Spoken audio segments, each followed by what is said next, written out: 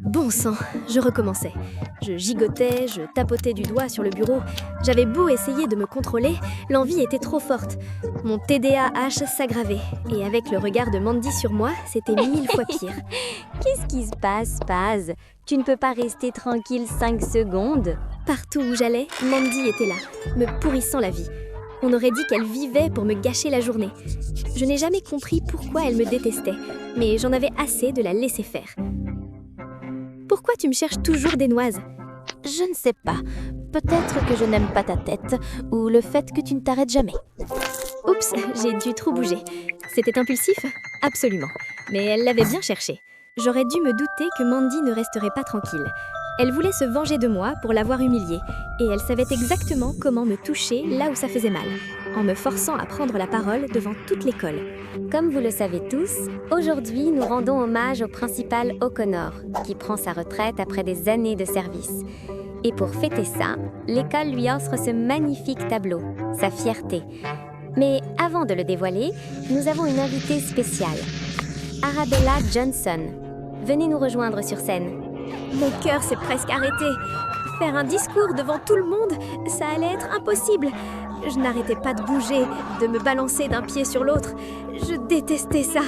Je sentais mes joues s'empourprer. Cher camarade et cher principal O'Connor, Mandy était assise au premier rang avec un sourire narquois. Elle s'est dessinée un L sur le front. Des rires fusèrent autour d'elle et soudain, quelque chose se brisa en moi.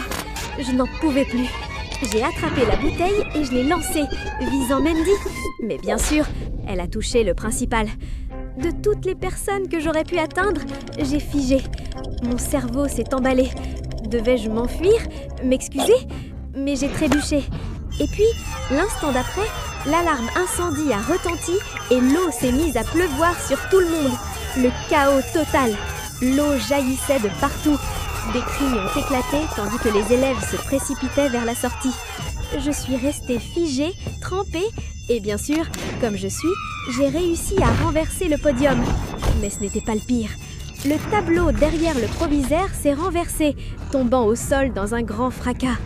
Ce tableau, c'était censé être son beau cadeau de départ à la retraite, et maintenant, je l'avais complètement détruit. Je n'avais jamais voulu que ça arrive, mais d'une manière ou d'une autre, ça arrivait toujours. Alors, le proviseur O'Connor s'est assuré que je souffre. Il m'a envoyé directement en maison de correction. Et ce n'était pas tout. Maman et papa étaient furieux. Ils m'ont dit qu'une fois sortie, je quitterais la ville, que je recommencerais à zéro ailleurs. Si ça pouvait arranger quoi que ce soit. J'ai essayé de m'expliquer, de leur dire que tout ça était une erreur, mais ils n'étaient pas d'humeur à écouter. Non, ils étaient dans le mode « on a honte de toi ». La maison de correction, c'était dur. Le lit était dur comme du béton, la nourriture à peine mangeable, et n'en parlons même pas de cet uniforme affreux. Tout dans cet endroit était absolument horrible. J'ai dû rester ici 3 mois, premier jour en centre de détention pour mineurs, et mon cerveau n'arrêtait pas de tourner. Impossible de rester en place. Tout ce que je voulais, c'était me fondre dans la masse, pour une fois. Mais non, voilà les ennuis qui arrivent. Twitchy, t'as perdu contre quelque chose? Bien sûr, elles allaient me prendre pour cible. Qu'est-ce qui se passe? T'as perdu ta langue? Ou tu te prends pour quelqu'un d'autre? Avant, j'aurais bien riposté, mais je n'allais pas avoir d'ennui. Pas aujourd'hui. Oh, qu'est-ce que c'est que ça? Une parade de jalousie? Vous êtes jalouse qu'une jolie fille vienne d'arriver? Mêle-toi de tes affaires, Zane. Oh, pardon. Tu te sens un peu menacée? Je veux dire, je m'inquiéterais aussi si ma rivale avait encore toutes ses dents intactes. Et toi, avec tes cheveux infestés de poux, tu devrais peut-être t'occuper de ton hygiène personnelle avant de t'en prendre à elle. Bye bye. En plein dans le mille. Des monstres. Elles aiment bien s'en prendre au nouveau. Ne t'en fais pas. Il ne me connaissait pas, il ne s'est même pas présenté. Mais d'une manière ou d'une autre, il les a fait disparaître, juste comme ça. Et toi, tu es... Zane. Et non, je ne suis pas dans ton école. Mais les rumeurs vont vite ici. Tout le monde a entendu parler de la fille qui a transformé une assemblée scolaire en scène de film catastrophe. Bien sûr. Ma réputation m'a suivie jusqu'ici aussi. Parfait. Ouais, enfin, ce n'était pas vraiment le plan. Rien ne l'est jamais. Mais tu peux te laisser broyer par cet endroit, ou tu peux apprendre à en tirer profit. Je peux te montrer comment survivre ici. Comment faire en sorte que personne ne te cherche plus les ennuis? Pourquoi m'as-tu aidé? Peut-être que je me suis reconnu en toi. J'ai aussi un TDAH, au cas où tu te poserais la question. Ce n'était pas ce à quoi je m'attendais, mais c'était logique. Chez moi, dans l'Iowa, ils ont essayé de me réparer, mais j'ai trouvé la solution tout seul. On n'est pas cassé, juste câblé différemment. Zane savait gérer les choses. Il m'a montré comment survivre. Ce n'était pas une question d'indifférence. C'était une question de faire croire aux gens que je m'en fichais. Plus qu'une journée et je serais sortie. Mais là, je les ai vues. Les mêmes filles qui avaient essayé de me chercher des noix à mon arrivée, tournant autour d'une pauvre gosse comme des requins. Qu'est-ce qui ne va pas, petite chatte? Bien sûr que j'ai dû intervenir. Oh mon Dieu, vous êtes des anges. Merci d'avoir pris soin de ma petite pote. Câlin collectif. Vous êtes les meilleurs. Je les mettais tellement mal à l'aise qu'elles n'en pouvaient plus. On devrait faire une manucure-pédicure, une soirée pyjama. Qu'est-ce que vous en pensez? Qu'est-ce qui te prend? Je ressens un amour immense pour vous aujourd'hui. Vous êtes complètement folle. C'est clair. Allez, courez. Bien, mon élève a bien grandi. Je sortais à peine de la maison de correction. Et me voilà. Nouvelle école, nouveau visage. Cette fois, j'étais prête.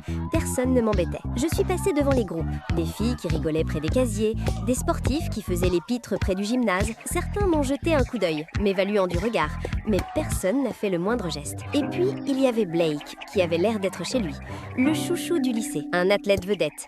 L'incarnation même de l'insupportable. Il allait être amusant. 2 semaines plus tard, Blake s'était donné pour mission de me faire sortir de mes gonds. Blake était partout, avec un sourire narquois dans le couloir, un sourire forcé à la cantine et même sur le terrain. Je l'ignorais à chaque fois, mais il ne comprenait jamais. Mais aujourd'hui, j'en avais assez. Hé, chérie. Ne m'appelle pas comme ça. Il n'était plus seulement arrogant, il était carrément insupportable. Je ne savais pas ce que c'était, mais ses clignements d'yeux incessants, la façon dont il tirait sur ses vêtements comme s'il voulait les arracher, tout ça m'a exaspérée. J'en ne pouvais plus, il fallait que ça cesse. Un lancer rapide et je l'ai touché là où ça faisait le plus mal. Il a fini par s'éloigner, comme si de rien n'était. Je savais que ça le ferait rester loin de moi pour de bon. Quelques jours seulement, j'étais passée de la nouvelle à la légende qui avait remis Blake à sa place. Hé, Arabella, ce tir avec Blake, épique. J'ai adoré qu'on parle de moi, qu'on m'admire. C'était agréable, même si j'avais la tête qui tournait plus fort que d'habitude. Quant à Blake, il n'arrivait même plus à me regarder en face après ça. À partir de ce jour, Blake a changé. Il s'entraînait seul, marchait silencieusement et restait dans son coin. L'assurance avait disparu, et la foule aussi. Un jour, après les cours, j'ai vu la chose la plus choquante de ma vie. Blake pleurait. Et ça va ? Oui, ça va. J'aurais pu faire une remarque sarcastique et partir, mais quelque chose m'a retenue. Ça n'a pas l'air de rien. Qu'est-ce qui se passe ? C'est... tout. L'école, mes parents, je n'arrive pas à suivre. J'ai la tête qui tourne, je fais des bêtises. Attendez, est-ce qu'il disait ce que je pensais qu'il disait ? J'ai un TDAH. Je vis avec ça depuis des années, mais personne ne comprend. Ni mes parents, ni mes profs. Ils pensent juste que je suis un problème. Un TDAH ? Comme moi ? Pendant tout ce temps, je pensais qu'il était juste un crétin, mais il cachait la même chose que moi. Ouais, je comprends. C'est comme si ton cerveau était une télé avec 100 chaînes et que tu essayais de toutes les regarder en même temps. Toi aussi ? Ouais, bienvenue au club. On est tous les deux un peu paumés, apparemment. Après ce jour-là, les choses ont changé entre nous. Il n'était plus juste un crétin insupportable, et on a commencé à bien s'entendre. Petit à petit, je me suis surprise à avoir des sentiments pour Blake. Ça y était. Blake m'avait invité à sortir. J'espérais qu'il m'inviterait aussi au bal de l'école. J'étais si heureuse, mais... soudain, tout a basculé. Il n'arrêtait pas de regarder son téléphone comme s'il attendait quelque chose. Et puis Mandy est arrivée, ses talons claquant sur le sol comme si elle était chez elle. J'ai senti mon cœur se serrer, mais j'étais loin de me douter de ce qui m'attendait.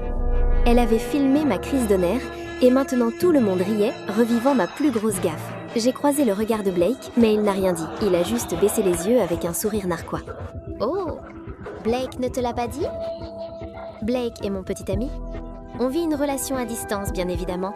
Mais quand il m'a dit qu'Arabella Johnson était dans son lycée, je n'ai pas pu résister à l'envie de te taquiner. Attendez, Blake et Mandy ? C'est pas possible. Tu vois, les garçons comme Blake, ils ne s'intéressent pas aux filles comme toi. Ils jouaient avec toi. Allez, Arabella. Tu t'es vraiment fait avoir. Les garçons comme lui ne s'intéressent pas aux folles comme toi. Je n'arrivais plus à respirer. Il ne se moquait pas seulement de la vidéo, il se moquait de moi. Le lendemain, j'aurais dû rester à la maison, mais non.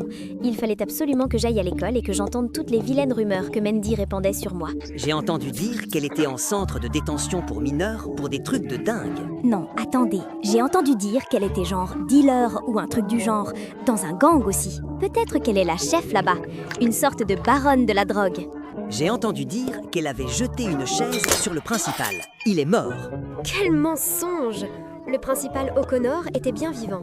C'est une meurtrière aussi. Ouais, et elle est toujours en train de s'agiter comme si elle allait péter un câble. Où que j'allais, c'était la même chose. Les gens me montraient du doigt, chuchotaient, agissaient comme s'ils savaient tout. Blake savait ce que Mandy avait fait, et maintenant il ne pouvait même plus me regarder. Je m'en fichais, mais je lui avais fait confiance et ça me faisait mal. Il fallait que je parte d'ici. Je savais que mes parents ne tarderaient pas à être déçus de moi, une fois de plus. Après avoir entendu ce qui s'était passé à l'école, j'ai dû m'enfuir en Iowa. Je savais que Zane devait être sorti du centre de détention pour mineurs maintenant, et qu'il comprendrait. Quand je suis sortie, j'ai eu une surprise. Zane? Qu'est-ce que tu fais ici? Je suis sorti il y a une semaine. Je suis venu prendre de tes nouvelles. Tu t'enfuis? Je veux être normale, Zane. Je n'arrête jamais de penser. Je gâche tout. Je veux juste être normale. La normalité, c'est surfait, Arabella. Tu t'efforces tellement d'être quelqu'un d'autre. Arrête de lutter. Je ne voulais pas l'entendre, mais il avait raison. Je me bats contre moi-même depuis toujours. Tu n'es pas obligée d'être forte tout le temps. Je ne sais pas quoi faire. Eh bien, commence par être toi-même. Sois toi-même. Le reste se fera tout seul. Il était peut-être temps d'arrêter de faire semblant. Il était temps de découvrir qui j'étais vraiment, avec tout le chaos. Merci Zane, pour tout. De rien, psychopathe. Le soir où je décide de faire une déclaration, bien sûr, mes parents étaient là. Bénévole comme chaperon. J'ai dû le faire, même si parler en public m'a déjà causé des ennuis. J'ai entendu beaucoup de rumeurs ces derniers temps. Apparemment, je suis un baron de la drogue. Ouais, papa et maman, c'est ce que disent les jeunes maintenant. Franchement, j'aimerais bien être aussi intéressante. Oui, j'ai fait un séjour en maison de correction. Je fais des bêtises tout le temps. Je gigote, je suis impulsive. Mais ça ne fait pas de moi un monstre. Ça fait de moi ce que je suis. Et ça me va enfin. C'est tout. Pensez ce que vous voulez, mais j'ai déjà du mal à gérer ma propre vie. Alors être un génie du crime... J'ai enfin dit ce que j'avais sur le cœur. Mes parents sont venus aussi. Je pensais me faire grandir, mais ils avaient l'air fiers de moi. Il t'a fallu du courage, Arabella. On est fiers de toi. Bravo, ma belle. Vraiment bravo. Amuse-toi bien. On sera là si tu as besoin de nous. Pour une fois, mes parents étaient de mon côté. Mais la soirée n'était pas encore finie. Arabella, il faut que je te parle. Non, Blake. Non. Tu ne lui dois rien. Non, Mandy, arrête. Tu ne me contrôles pas. Te contrôler? Tu plaisantes? Tu crois qu'elle tient à toi? C'est juste une folle qui va te tirer vers le bas, Blake. C'est moi qui t'ai aidé. Tu te souviens? Tu sais quoi, Mandy? Tu es pathétique. Je vais bien. Je n'ai pas besoin d'être réparé. Oh là là! Je ne savais pas que Blake avait le cran de tenir tête à Mandy. Impressionnant! Je suis désolé, Arabella, pour tout. J'ai été un crétin. Et tu ne méritais rien de tout ça. Je t'aime bien. Ouais, enfin, elle a de meilleures options maintenant, mec. Waouh! Ma vie est-elle devenue une comédie romantique? Bon, trêve. Vous deux, arrêtez. Je ne choisis pas entre vous. Vous êtes tous les deux mes amis, d'accord? Ce n'est pas fini, Arabella. T'y crois avoir gagné? Tu n'es rien. Une paria qui n'a rien à faire ici. Et voilà, je vais un peu te rendre dingue. Maintenant, vous deux, vous allez danser avec moi. Pas de drame. Parfois, être bizarre n'est pas un problème. Mais honnêtement, toutes les meilleures personnes le sont.